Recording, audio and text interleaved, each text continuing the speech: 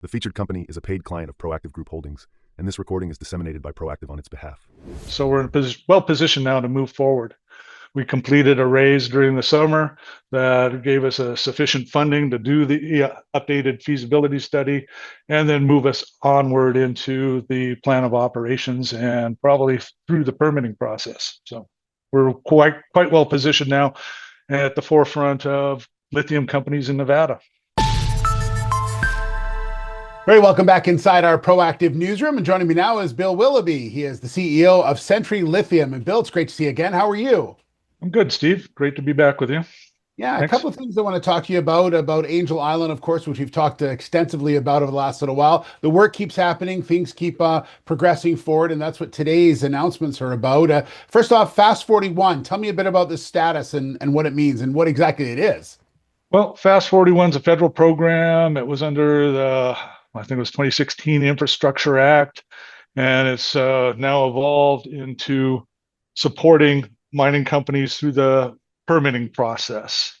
So as a Fast 41 transparency project, which we were selected for, we are posted, our project timeline is posted, and environmental steps are posted on the Fast 41 dashboard.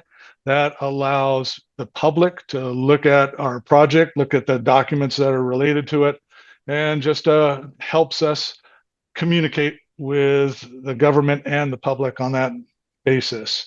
It also will help us moving forward in the permitting and review process and hopefully accelerate it. And just so people understand, there is a number of permits that you have to get in order to do what you want to do, and this fast tracking allows that process to be a little smoother because it can get sort of down in the weeds, so to speak, when you start putting all these things through. Right, and the main one that we're working with, that's the critical one on our critical path, is the record of decision from the federal government and getting to that point. There's a number of other permits related to the state and, for example, air quality and water quality, water pollution control permit. But the key one for us right now that we're focused in is getting to the point where we submit a plan of operations and then entering the NEPA process, whether that's going to be an environmental impact statement, an EIS, or an environmental assessment, an EA. That'll be determined by federal review, but we're working to that point. We're updating a feasibility study that we completed last year to bring all the design parameters into line, and that's going to support the plan of operations submittal. So yeah, there's a lot everything's of work moving going ahead. on.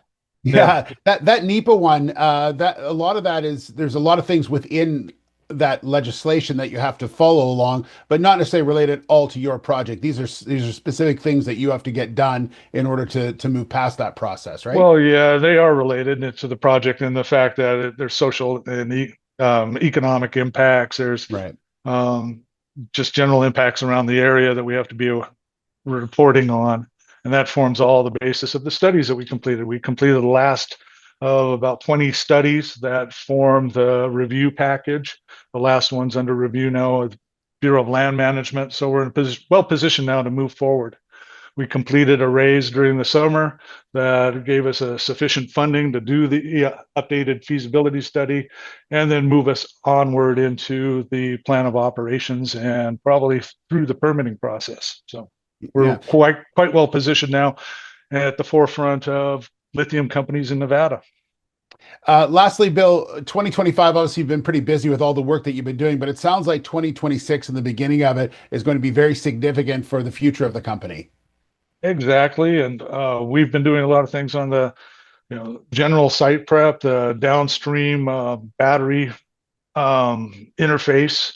We, during the summer, worked with a company, as we told you before, which was First Phosphate, and making lithium iron phosphate material, which they put successfully into batteries.